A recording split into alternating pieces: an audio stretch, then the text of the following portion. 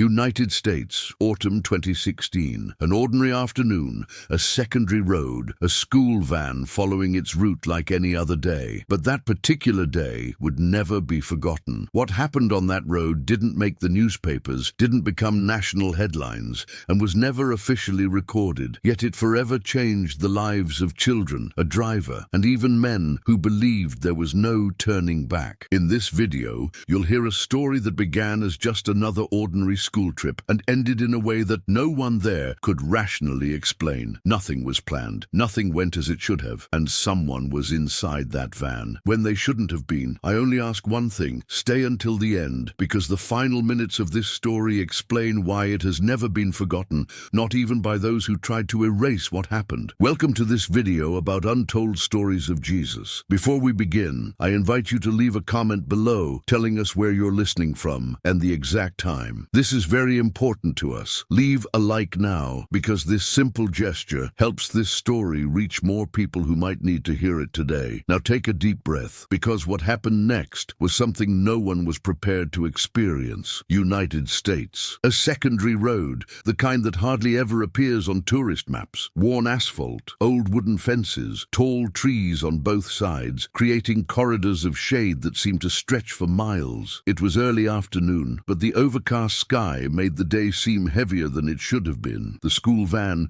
was moving in unusual silence. It wasn't a large, classic yellow bus. It was a white van, adapted for school transport in rural areas. Inside, 8 children, none older than 12. Some were returning from a community educational program, others were just trying to get home before their parents returned from work. The driver, a middle-aged man named Mark, had been driving in that area for over 15 years. He knew every curve, every stretch where the cell phone signal disappeared, and so when he saw the black vehicle appearing in his rearview mirror, he felt something that didn't match the time or the place. The car wasn't overtaking. It wasn't keeping a safe distance. It was just going through the motions. Mark adjusted the mirror, trying to get a better look. The windows were too dark. No license plate visible. A second vehicle appeared right behind the first, then a third, coming from the side, forcing the van to slow down. Mark's heart raced. He thought about speeding up, but he knew that road offered no escape routes, few access points, little help, and above all, children inside the vehicle. That's when the first car threw the steering wheel forward of the van. Hard braking, seatbelts tightening. A backpack fell into the hallway. "What was that?" one of the children asked in a thin voice, almost whispering. Before Mark could answer, the car doors opened. 4 men got off the bus. They weren't wearing masks. They didn't need to. Ordinary clothes, but poor posture. Tense shoulders. Steps that were too firm. One of them was holding something hidden under his coat. Another chewed gum slowly, as if that moment were just part of a routine. Gang. Mark knew how to recognize him, not by his face, but by the way he moved, by the total absence of hurry mixed with absolute control of space. "Stay quiet. Nobody get up," he said, trying to keep his voice steady, even though he felt his hands trembling. The children obeyed. Outside, one of the men banged on the van door hard enough for the sound to echo inside. "Open it, now." Mark hesitated for half a second, just long enough to hear the metallic click that left no doubt about what was about to happen. He opened it. The door slid shut with a dry sound, exposing the van's interior, the smell of warm plastic, backpacks, open lunch boxes, and fear. The man's eyes coldly scanned each child's face. "Just children?" he asked, turning to the others. "Even better," one of them replied quietly. One of the children started to cry, very quietly, trying not to draw attention, but unable to hold it back. It was at that moment that something or someone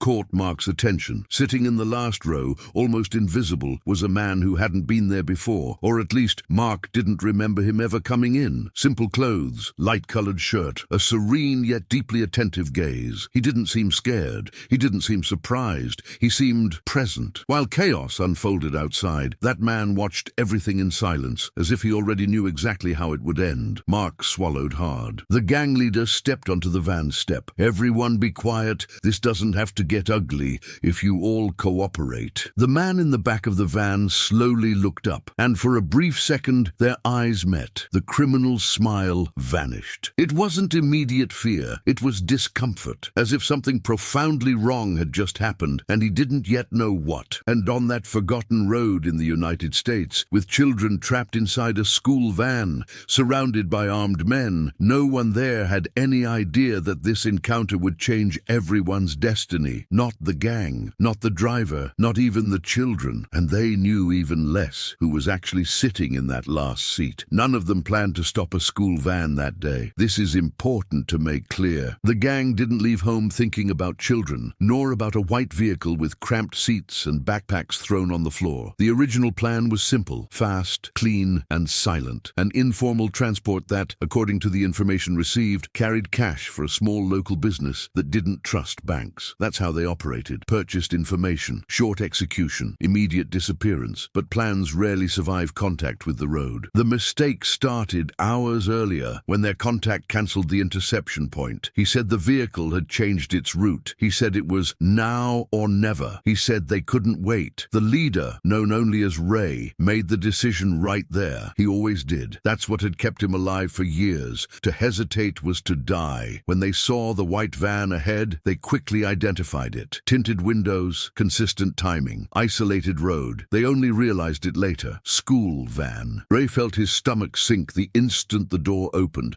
and he saw the small faces, the wide eyes, the silence broken only by the children's restrained breathing. "Damn it," muttered one of the men behind him. That type of situation was exactly what they avoided. Not out of morality, but as a consequence. Children brought attention. Children brought helicopters, police cars, headlines. Ray raised his hand, signaling for them to remain calm. "Nobody touches them," he said in a low but firm voice. "We check, talk to the driver and leave." That was his intention, until you look at the back of the van. There was a man there. Ray frowned. He was absolutely certain that when the van stopped, that seat was empty. He clearly remembered the last row being occupied only by backpacks and a forgotten jacket. But now someone was sitting down. The man didn't look like an ordinary passenger. He didn't have the nervous look of someone who had been taken by surprise. He wasn't holding anything. He wasn't trying to hide. "I was just watching." Ray felt a discomfort that didn't fit the situation. He had faced armed people, betrayals, ambushes. He had seen men beg for their lives and others die in silence. But that look, it was different. There was no challenge. There was no fear. There was something worse, certainty. "Who are you?" Ray asked, more sharply than he intended. The man took a second to answer, a second that was far too long. "Just someone who was here when you arrived," he said in a low, calm voice. Ray felt a shiver run down the back of his neck. "Don't mess with me," he replied. "This is a school van. You shouldn't be here." The man tilted his head slightly. "Neither do you." The silence that followed was heavy. One of the gang members laughed nervously. "Boss, let's go. This is getting weird." Ray knew when something was spiraling out of control, and this was spiraling out of control far too fast. He turned to the driver. "Did that van leave with him inside?" Mark opened his mouth, but no words came out immediately. He thought. He mentally relived the boarding, the children getting on, the backpacks, the lists. He didn't remember that man. I don't know," he replied honestly. "I don't think so." The man in the back closed his eyes for a moment, not in visible prayer, but as one who accepts something inevitable. One of the children, a girl with her hair tied in 2 braids, looked at him and whispered, "Young man, are you a teacher?" He opened his eyes and smiled slightly at her. "No," he replied, "but I'm here for you." That was too much for Ray. "That's enough," he said, pointing outside the van. "Everyone get out, now!" The children started crying for real. Mark tried to argue. "Please, they're just children. We don't have anything." Ray took a deep breath. He was about to repeat the order when he heard something that made his body freeze. "If they get out of the van," the man said calmly, "no one here will get out unscathed." Ray spun around furious. "What did you say?" The man stared directly at him. "You've already crossed a line today," he continued. "You can still choose how this ends." There was no explicit threat. There was no weapon. But Ray felt, for the first time in years, something he hadn't felt since childhood. Fear, not the man himself, but what he represented. Outside, the wind picked up, shaking the trees. One of the gang's cars shut off on its own, without explanation. Another man cursed, trying to turn on the radio,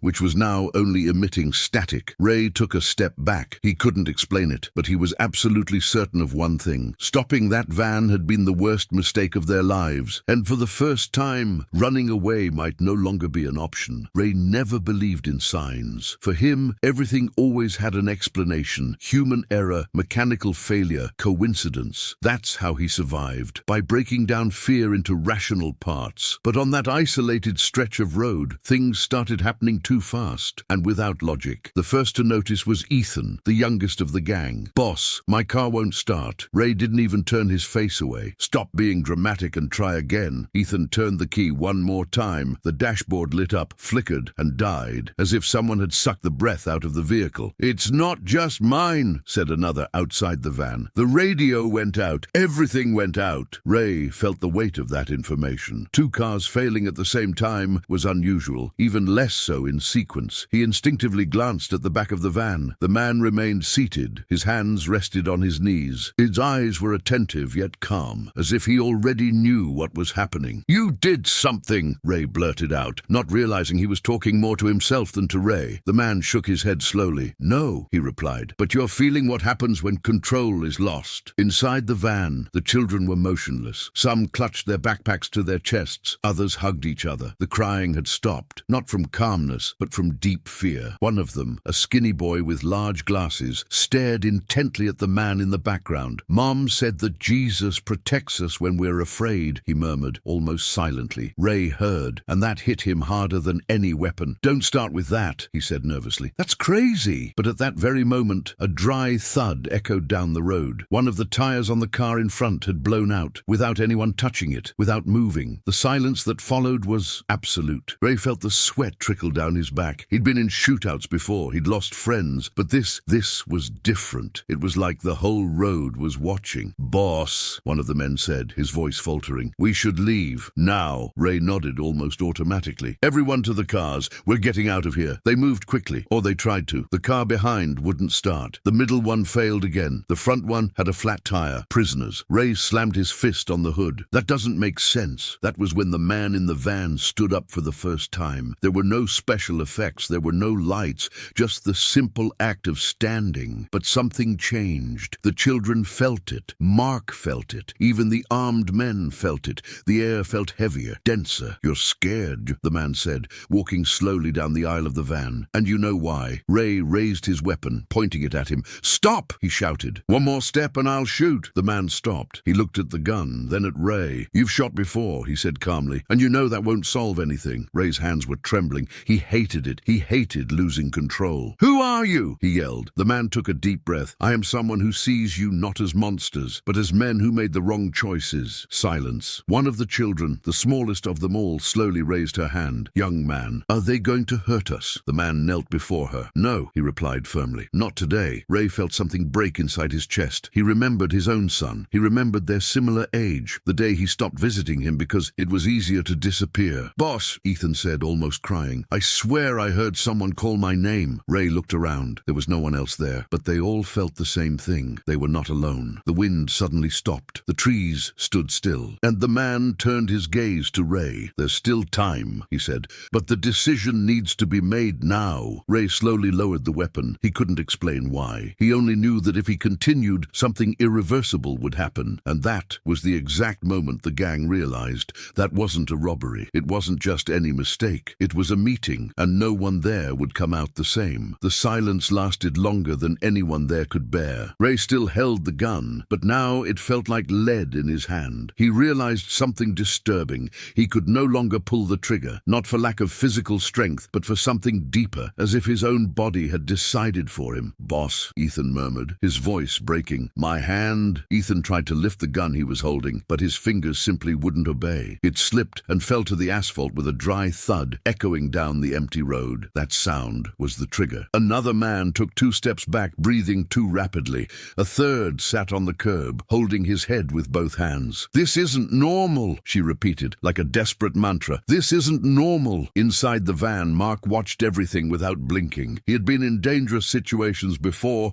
but he had never seen armed men crumble without a single shot being fired. The children could tell. The crying had completely stopped. Now there were only attentive, wide-eyed stares, trying to comprehend something far too big for their ages. The man walked to the van door and slowly got out. Nobody stopped him. He positioned himself between the gang and the school bus. A simple, almost symbolic gesture. He didn't raise his arms. He didn't make a speech. He just stood there, present. "You grew up learning how to survive," he said, his voice firm but not harsh. "And you confused that with hurting before being hurt." "Gis." Ray swallowed hard. "You know nothing about us," he replied, trying to maintain some authority. empty. The man stared intently at him. "I know more than you realized," he said. "I know the boy you were, the father who never came back, the first time you chose not to feel." Ray felt his chest tighten. Nobody ever mentioned it. Nobody knew. "Stop!" he shouted, taking a step back. "Shut up! You're not irreversible," the man continued. "None of you are." Ethan started to cry. Not a discreet cry, but a broken cry from someone who held on for too long. "I didn't want to be here," he said, kneeling on the asphalt. I needed money." One of the other men turned his face away, wiping his eyes with his jacket sleeve. Mark slowly opened the van door. "The children," he said carefully. "They need to leave." Ray hesitated. He looked at the unusable cars, at the empty road, at the broken men around him, and finally to the man in front of you. "If I let you go," Ray said, "is this over?" The man nodded slowly. "For them, yes," he replied. "For you, it's a different story." Ray closed his eyes for a moment that was far too long. Then he did something that none of his men ever imagined they would see. He removed the magazine from the gun. He placed it on the ground, and he pushed the gun away with his foot. "Go!" he said to the driver. "Now!" Mark didn't wait for a replay. He closed the door, started the van, which inexplicably started on the first try, and began to drive. As the van drove away, one of the children stood up in the seat and looked back. The man was still there, standing, motionless, observing. When the van rounded the corner and disappeared, Ray felt his legs give way. "What's going to happen to us?" he asked, almost in a whisper. The man took a deep breath. "That depends on what you do when no one else is watching." The wind started blowing again. The cars, one by one, started up again. Ray looked up. The man was no longer there. No sound, no trace, just the road. The van didn't stop until it reached the main road. Mark only realized he was trembling when his hands started to ache on the steering wheel. His body was now reacting to what his mind still couldn't process. The rearview mirror showed only the empty road behind them. No chase, no black car, no sign that any of this had actually happened. But it happened. The children were completely silent. Not the silence of immediate fear,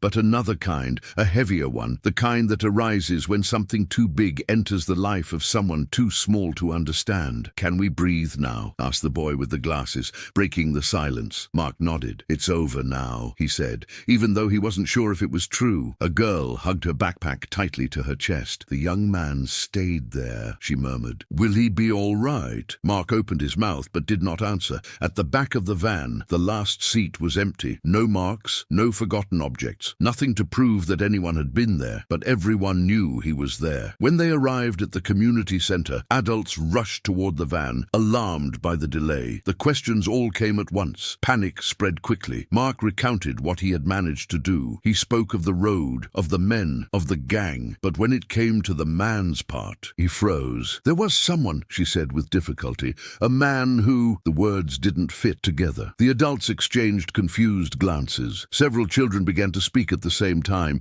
each describing the man in a different way, but they all agreed on one essential point. He didn't seem scared. He seemed in control, without controlling anything. The police were called. Vehicles drove down the road. No sign of the cars, no flat tires, no skid marks, as if the place had been erased. The official report classified the case as an attempted criminal approach without direct contact, but Mark never accepted that version. That night, he didn't sleep. She would close her eyes and see the man's gaze, not as a visual memory, but as a sensation, a presence that demanded nothing, yet changed everything. On the other side of town, Ray didn't sleep either. None of them slept. The men parted ways soon after. No fighting, no promises, just silence. Each went their own way, carrying something that no longer fit into their old life. Ethan was the first to break. 2 days later, he appeared in an empty church, sat in the last pew, and cried like he hadn't cried since he was a child. He didn't know how to pray. He didn't know how to ask for forgiveness, but he stayed there for hours. Ray tried to carry on as usual, but he couldn't. The sound of a van passing on the street made him stop. Children's laughter left him breathless, and every night before going to sleep,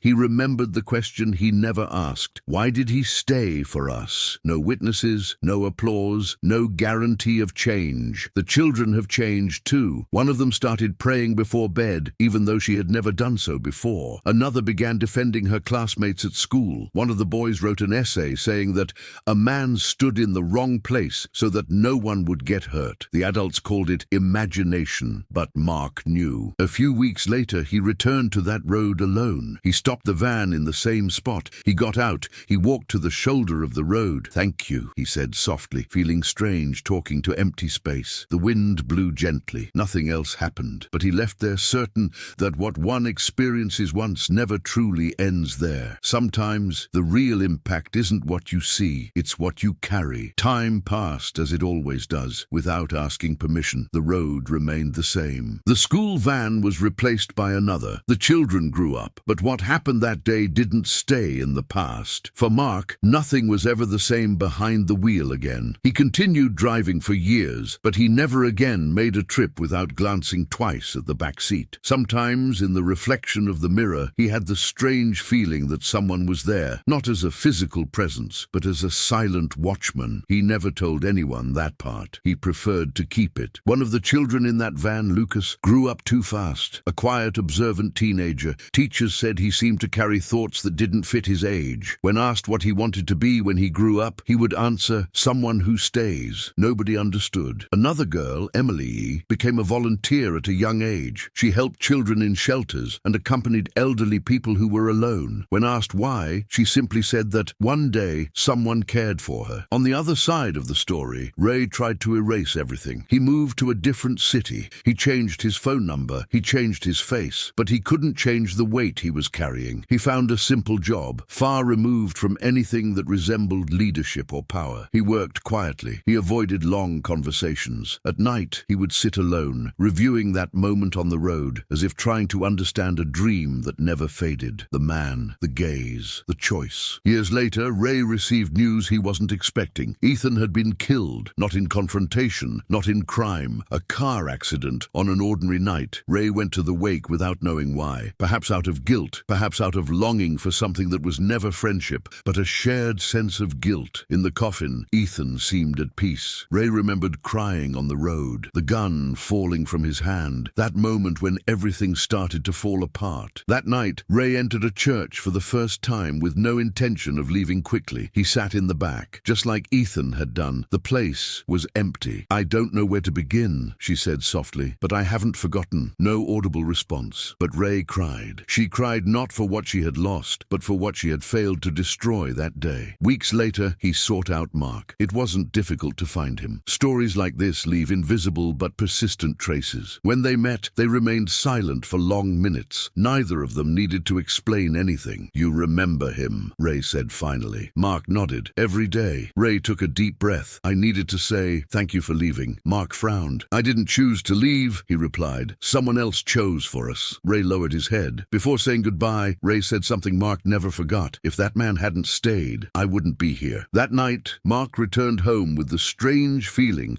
that the cycle was almost complete, but something was still missing. Years later, almost no one spoke about what had happened anymore. Not because it had been forgotten, but because some stories don't survive well when told aloud. They live better in silence, where they don't need to be explained. The road remained the same isolated stretch, the same tall trees, the same wind that seemed to come from nowhere. Mark stopped the van there for the last time on the day he retired. There were no children. There were no schedules to keep. Just him. He got out slowly, feeling the weight of years in his legs, and walked to the shoulder of the road. He stood there, staring at the asphalt as if waiting for something he couldn't define. I never understood why you showed up like that, she said softly, nor why you stayed. Silence answered as always. But this time, Mark felt something different. Not a physical presence, not a vision. One thing is certain, he hadn't been chosen because he was special. The children hadn't been saved because they were exceptional. Not even those men had been spared because they deserved it. That had happened because someone always stays when no one else does. On the other side of town, Ray sat on the same bench as always,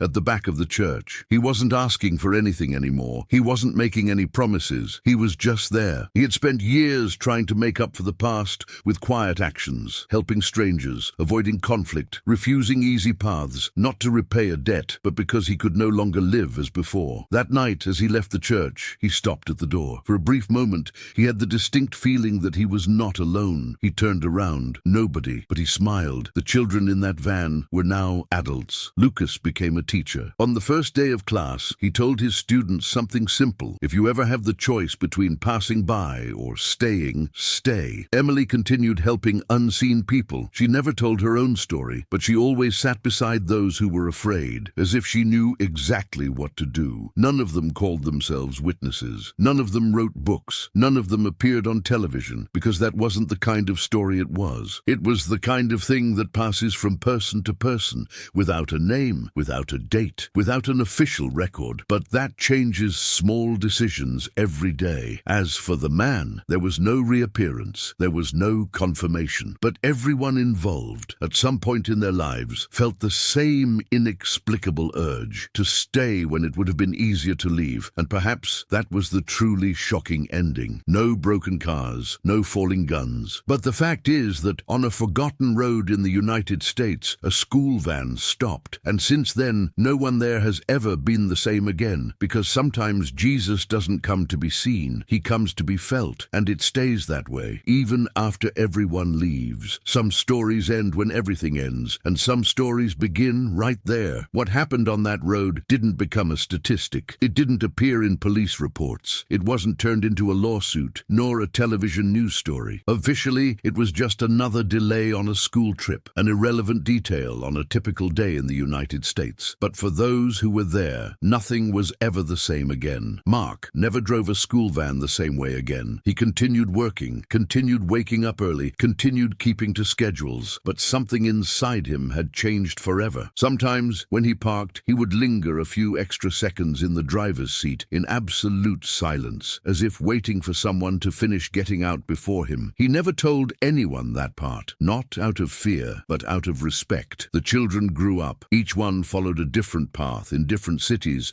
with lives that at first glance had nothing in common, but they all carried something invisible, something they could never quite explain when they tried to put it into words. It wasn't a clear memory, it was a feeling, the feeling that even when fear seemed absolute, someone was there. Some of them went through difficult times in adulthood, losses, wrong decisions, nights when everything seemed to fall apart. And interestingly, many reported something similar years later, the strange calm that emerged precisely when there seemed to be no way out. It wasn't a voice, it wasn't a vision, it was simply the silent certainty that they were not alone. Ray also never spoke publicly about that day. He didn't try to redeem himself by telling his story. He didn't seek forgiveness through public confessions. He understood, perhaps better than anyone, that some second chances aren't announced. They're lived. He changed his life in a simple way. He worked. He helped where he could. He avoided easy paths, not because he believed that this would erase the past, but because he could no longer ignore the line that had been crossed and retreated. Sometimes when driving down an empty road, he would slow down without realizing it. Sometimes he would look away from school vans. Sometimes he would just take a deep breath and keep going. And that was already a lot. What's most impressive is that no one there became a fanatic. No one started talking about miracles or trying to convince others of anything. On the contrary, everyone became quieter, more attentive, more human, because what they experienced wasn't a spectacle. It was an encounter, and genuine encounters rarely need an audience. Perhaps the greatest impact of that day wasn't the fear that ended without violence, nor the weapons that never fired, nor the cars that started working again. Perhaps the real impact was something else, much deeper. People who learned, in the most unexpected way possible, that evil does not have the last word, and that good sometimes appears without warning, without explanation, simply staying where no one else stays. The man was never officially identified. There was no name, there was no record, there was no confirmation, and perhaps that's exactly the point, because if there were a name, it would be easy to reduce everything to a story. If there were a record, it would be easy to file it away. If there were a clear explanation, it would be easy to forget. But there wasn't. There was only one van stopped, children in silence, armed men unable to continue, and someone who didn't leave. To this day, when Mark drives down that road, he no longer stops, but he always slows down. He always looks at the shoulder of the road. He always feels the same tightness in his chest, not of fear, but of reverence. He never saw anything again. He never heard anything again. But you know, and perhaps that's what some stories leave as a legacy. Not answers, but direction. Direction to stay when it would be easier to run, to protect when it would be safer to remain silent, to choose differently even when no one is watching. Because in the end, the most shocking thing about that story wasn't the danger. It was the fact that at the most unlikely moment, Jesus was there, not to be seen, not to be tasted, but to be lived. And that That changes everything.